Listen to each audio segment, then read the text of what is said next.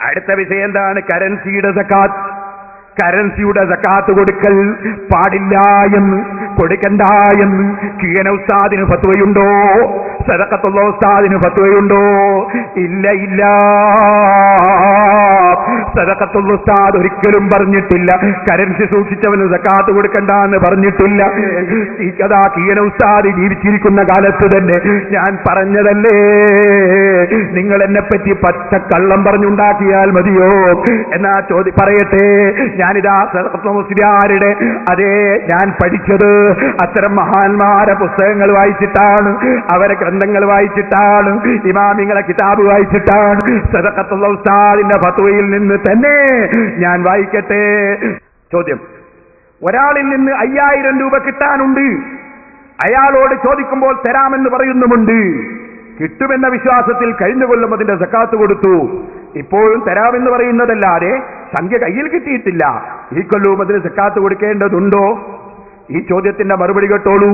5000 രൂപ കിട്ടാനുള്ളത് പൊന്നല്ല വെള്ളിയല്ല. അതിന് സക്കാത്ത് കൊടുക്കണമെന്നാ ചോദ്യം. അതിന് സദഖത്തുൽ ഉസ്താദിന്റെ മറുപടി ഉത്തരം: ചോദ്യത്തിൽ നിന്ന് മനസ്സിലാകുന്നത് സംഖ്യ തരാനുള്ള ആള് സ്വീപ്പാക്കുകയാണെന്നാണ്. അങ്ങനെയാകുമ്പോൾ കിട്ടാനുള്ള സംഖ്യ കിട്ടിയതിന്റെ ശേഷം സക്കാത്ത് കൊടുത്താൽ മതി. തുഹഫ 335 തുഹഫ ഉദ്ധരിച്ചുകൊണ്ടുള്ള മറുപടി: 5000 രൂപക്ക് സക്കാത്ത് കൊടുക്കണം. തിരിച്ചിട്ടിയാ കൊടുക്കണം. ഇല്ല സ്വീപ്പാക്കുകയാണെങ്കിൽ അല്ലെങ്കിൽ തന്നെ കൊടുക്കണം. അപ്പൊ സദഖത്തുൽ മുസ്ലിയാർ കറൻസി സക്കാത്തിന്റെ വിഷയത്തിൽ എന്റെ സനദിലുള്ള സദഖത്തുൽ ഉസ്താദും ഞാനും തമ്മിൽ ഭിന്നത എവിടെയാ മൗലവി? ഫിത്നയും പറഞ്ഞ് നടന്നാ പോരാ. പിന്നെ മൗലവി പറഞ്ഞ എന്താണ്? മൗലവിനെ ശരിക്ക് റെഡിയാക്കാറുണ്ടോ? ഇവിടുന്ന് ഖുർആൻ പരിഭാഷ. മൗലവി ചില പരിഭാഷ വായിച്ചു. ഞാൻ പരിഭാഷയെ ഞാൻ അംഗീകരിക്കുന്നുണ്ടോ? ഞാൻ ചോദിക്കട്ടെ, എത്ര പരിഭാഷ ഉണ്ട് കേരളത്തിൽ? ഓരോ പരിഭാഷയിലും ഓരോ നിലക്കല്ലേ ഉള്ളത്. യഥാർത്ഥ ഖുർആൻ ഏതാ മൗലവിമാരെ? പരിഭാഷ എഴുതിയവരോടാണ് എന്റെ ചോദ്യം. പരിഭാഷ എഴുതിയവരോട് ചോദിക്കാണ്. ഇതെന്റെ ചോദ്യമല്ല, ഇ.കെ. ഉസ്താദിന്റെ ചോദ്യമാണ്, സദഖത്തുൽ ഉസ്താദിന്റെ ചോദ്യമാണ്, ഇ.കെ.എസ്. മുസ്ലിയാരുടെ ചോദ്യമാണ്. ഉമർ മൗലവിന്റെ പരിഭാഷയിൽ ഉള്ളതുപോലെയല്ല അമാനിയുടെ പരിഭാഷ, അമാനിയുടെ പരിഭാഷയിൽ ഉള്ളതുപോലെയല്ല മദനിയുടെ പരിഭാഷ. ചോദിക്കട്ടെ, മൗദൂദിന്റെ പരിഭാഷ അത് മൂന്നും പോലെയല്ല, ഇതുപോലെയല്ല മറ്റൊരു പരിഭാഷ. ചോദിക്കട്ടെ, പരിഭാഷക്കാരോട് ചോദിക്കട്ടെ, ഖുർആൻ കൊണ്ട് നിങ്ങൾ എന്ത് കളിയാ കളിച്ചത്? ഖുർആൻ കൊണ്ട് നിങ്ങൾ എന്ത് കളിയാ കളിച്ചത്? ഓരോ ഖുർആൻ പരിഭാഷ ഓരോ വിധത്തിൽ അല്ല പറഞ്ഞതാണോ നിങ്ങൾ വിവർത്തനം ചെയ്തത്? എങ്കിലും എല്ലാ പരിഭാഷയും ഒരുപോലെയാകണ്ടേ? എങ്ങനെ വെവ്വേറെയാകത്? ഈ ചോദ്യത്തിന്റെ മറുപടി പറയൂ പരിഭാഷക്കാരെ.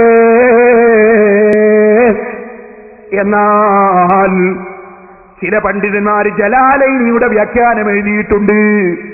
അതുപോലെ വേറെ ചിലര് അതാ തഫ്സീറിന്റെ വ്യാഖ്യാനം എഴുതിയിട്ടുണ്ട്. ആ വ്യാഖ്യാനം എഴുതിയതിനെ ഞങ്ങൾ എതിർത്തിട്ടില്ല. എന്നാ നിങ്ങൾക്ക് കേൾക്കണോ? ഖുർആൻ പരിഭാഷ പാടില്ലെന്ന് ഇ.കെ. ഉസ്താദ് പറയുന്നതിന് മുമ്പ്, സദഖത്തുൽ ഉസ്താദ് പറയുന്നതിന് മുമ്പ്, ഇ.കെ. ഹസൻ മുസ്ലിയാർ പറയുന്നതിന് മുമ്പ് പറഞ്ഞത് ആരാ മൗലവിമാരെ? നിങ്ങളെ സലഫിയുടെ ഒന്നാമത്തെ നേതാവല്ലേ? അങ്ങേ തലക്കുള്ള നേതാവല്ലേ? അങ്ങേ തലക്കുള്ള നേതാവാരാ? അത് ഞാനിവിടെ കേൾപ്പിച്ചു തരാ. അങ്ങേ തല മുതൽ ശൈഖുൽ ഇസ്ലാം ഇബ്നു തൈമിയ മുതൽ, അങ്ങേ തല മുതൽ ശൈഖുൽ ഇസ്ലാം ഇബ്നു തൈമിയ മുതൽ, അങ്ങേ തല മുതൽ ശൈഖുൽ ഇസ്ലാം ഇബ്നു തൈമിയ മുതൽ ഇപ്പൊ അടുത്ത് മരിച്ച നാസറുദ്ദീൻ അൽബാനി വരെ, കേരളത്തിലുണ്ടായിരുന്ന കെ.എം. മൗലവി മുതൽ കെ.പി. മുഹമ്മദ് അലി, ഉമർ മൗലവി വരെ സലഫി പണ്ഡിതന്മാരൊക്കെ പറഞ്ഞിട്ടുള്ളത്. അപ്പൊ സലഫീൻ അങ്ങേ തല എവിടെ? റസൂലുള്ളാഹല്ല, സഹാബത്തല്ല. അങ്ങേ തല എവിടെ? എവിടെ? ഇബ്നു തൈമിയ. അതിനപ്പുറമില്ല. അതാ ഞാൻ പറയും, പരമ്പരയില്ല. കയറ് വെട്ടിച്ചിട്ട് വന്നതാ. നിങ്ങൾ കാണലില്ലേ? തുടയറ്റിച്ച് വരാന്ന് പറഞ്ഞത് കയറ് വെട്ടിച്ച് വന്നതാ. ഇനി കേൾക്കണോ? ആ ഇബ്നു തൈമിയുടെ ഇഖ്തിലാഉ സിറാത്തിൽ മുസ്തഖീം എന്ന ഗ്രന്ഥമല്ലേ ഇത്? കേട്ടോ മൗലവിമാരെ? ഫഅമ്മൽ ഖുർആനു, അപ്പോൾ ഖുർആൻ ഫലാ യഖറഊ ബിഗൈരിൽ അറബിയ്യ, അറബി ഭാഷയിലല്ലാതെ പാരായണം ചെയ്യാൻ പാടില്ല. സവാഉൻ ഖദറ അലൈഹാ ഔ ലം യഖ്ദിർ ഇന്നൽ ജംഹൂരി, അതേ അറബി ഭാഷയിൽ പാരായണം ചെയ്താൽ കഴിഞ്ഞാലും കഴിഞ്ഞില്ലെങ്കിലും പറ്റൂല. വഹുവ സ്വവാബു അല്ലദീ ലാ റൈബ ഫീഹി, തർക്കമില്ലാത്ത സത്യമാണത്. ബൽ ഖദ് ഖാല ഗൈറു വാഹിദിൻ, എന്നല്ല ഒരുപാട് പണ്ഡിതന്മാർ പറഞ്ഞിട്ടുണ്ട്. ഇന്നഹു യംതനു അൻ യുതർജമ സൂറത്തുൻ, ഒരു സൂറത്ത് പരിഭാഷപ്പെടുത്തുന്നത് പാടില്ലാത്തതാണ്. അല്ലെങ്കിൽ ഖുർആനിന്റെ ആ പ്രത്യേകത നിലനിൽക്കുന്ന നിലക്കുള്ള ആ ഖുർആനിലെ ആയത്തുകൾ പരിഭാഷ ചെയ്യാൻ പാടില്ല. നിങ്ങൾ ഖുർആൻ ഓതിയിട്ട് നിങ്ങൾ പറയുന്നില്ലേ അത് പരിഭാഷ അല്ല, ആശയമാ. ഖുർആന്റെ ആശയാ പഠിക്കേണ്ടത്, പരിഭാഷ അല്ല. പരിഭാഷ പഠിക്കാൻ മുഞ്ചിതെടുത്തു നോക്കല്ലേ, അൽമൻഹൽ എടുത്തു നോക്കിയാൽ മതി. പരിഭാഷ അല്ല പഠിക്കേണ്ടത്. പിന്നെന്താ പഠിക്കേണ്ടത്? ഖുർആന്റെ ആശയം. ആ ആശയമായിമാണ് നിങ്ങൾ കിതാബിൽ എഴുതിയിട്ടത്. ആ ആശയം മലയാളത്തിൽ എഴുതിക്കൂടാന്നല്ല, ആശയം നാവുകൊണ്ട് പറഞ്ഞുകൂടാന്നല്ല. ഇത് മനസ്സിലാക്കണം, അതിന് ബുദ്ധി വേണം. അപ്പൊ സുന്നത്ത് ജമാഅത്തിന്റെ പണ്ഡിതന്മാർ ഖുർആന്റെ ആശയം എഴുതാം, പറയാം, അതിന് വിരുദ്ധമില്ല. ഖുർആൻ പരിഭാഷക്കെതിര് തന്നെ, അത് ഇബ്നു തൈമിയ്യയും എതിര് തന്നെ. അങ്ങേ തലയിലുള്ള നിങ്ങളുടെ നേതാവിന്റെ കഥയാ പറഞ്ഞത്.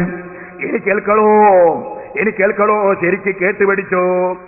സുബ്ഹാനല്ലാഹ്, നമ്മളെ സനത് പൊട്ടിക്കാൻ വന്നുവല്ലേ മോനെ. ഇടയ്ക്ക് ഷാഫി ഇമാമിന്റെ റിസാല വെറുതല്ല ഞങ്ങൾ ഷാഫി ഇമാമിന്റെ കൂടെ കൂടിയത്. ഷാഫി ഇമാം തങ്ങൾ പറയുന്നുണ്ട് ഭിന്നത രണ്ട് വിധം. മുസ്ലിമീങ്ങൾ പഠിക്കണം, ഇതൊക്കെ മുസ്ലിമീങ്ങൾ പഠിക്കണം. അൽഹംദുലില്ലാഹ്, നാദാപുരത്തെ എന്റെ CD ആദ്യം മുതലൊന്ന് കേൾക്കൂ മുതഅല്ലിമീങ്ങള്, ആദ്യം മുതലൊന്ന് കേൾക്കൂ മുസ്ലിമീങ്ങള്. സുന്നത്ത് ജമാഅത്ത് നിങ്ങൾ ഒരിക്കലും പഴക്കാത്ത വിധം ഞാൻ ഓരോ വിഷയങ്ങളും ഓരോ പ്രസംഗത്തിൽ പറഞ്ഞിട്ടുണ്ട്. ശരിക്കും നിങ്ങളൊന്ന് മനസ്സിലാക്കൂ. ശാഫി ഇമാം റളിയല്ലാഹു അൻഹു പറയാണ് ഭിന്നത രണ്ട് വിധം. സമസ്തയും തമ്മിൽ ഭിന്നതയില്ലേ? സമസ്തയിലെ രണ്ട് വിഭാഗം തമ്മിൽ ഭിന്നതയില്ലേ? അതുപോലെ തന്നെ ചോദ്യം മാലിക് ഇമാമും ഷാഫി ഇമാമും തമ്മിൽ ഭിന്നതയില്ലേ? ഷാഫി ഇമാമും നവവി ഇമാമും തമ്മിൽ ഭിന്നതയില്ലേ? ചിലരെ ചോദ്യമാണ്. ആ ചോദ്യം പോലെ നിങ്ങൾ ചോദിക്കല്ല. മുജാഹിദും സുന്നിയും തമ്മിലുള്ള ഭിന്നത അതുപോലെയല്ല. എന്താ കാരണം? ശരിക്ക് ഷാഫി ഇമാം വിവരിക്കുന്നത് കേട്ടോ. ബാബുൽ ഇഖ്തിലാഫ്, ഭിന്നതയിൽ പറയുന്ന അധ്യായം. ഷാഫി ഇമാം തങ്ങൾ പറയാണ്, ഷാഫി ഇമാമിനോട് ചോദ്യം, ഫഇന്നി അജിദു അഹ്ലൽ ഇൽമി ഖദീമൻ വഹദീസൻ മുഖ്തലിഫീന ഫീ ബഅദി ഉമൂരിഹിം ഫഹൽ യസഉഹും ദാലിക.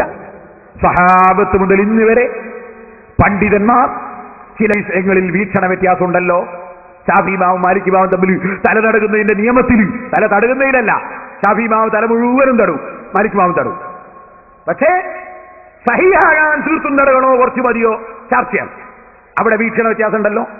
ഷാഫി ഇമാമിന്റെ മറുപടി, ഷാഫിയോട് ചോദ്യം, അതങ്ങനെ പറ്റുമോ? അങ്ങനെ ഭിന്നിക്കാൻ പറ്റുമോ? ആല ഫഖുൽതു ലഹു, ചോദ്യകർത്താവിനോട് ഞാൻ പറഞ്ഞു, അൽ-ഇഖ്തിലാഫു മിൻ വജ്ഹൈനി, അഭിപ്രായ ഭിന്നത രണ്ട് നിലക്കുണ്ട്. അഹദുഹുമാ മുഹറമുൻ, ഒരു ഭിന്നത ഹറാമാ, വലാ ഖൂലു ദാലിക ഫിൽ ആഖരി, മറ്റേ ഭിന്നത ഹറാമല്ല. ആല, അപ്പൊ ചോദ്യകർത്താവിന്റെ ചോദ്യം, ഫമൽ ഇഖ്തിലാഫുൽ മുഹറം, ഹറാമായ ഭിന്നത ഏതാ?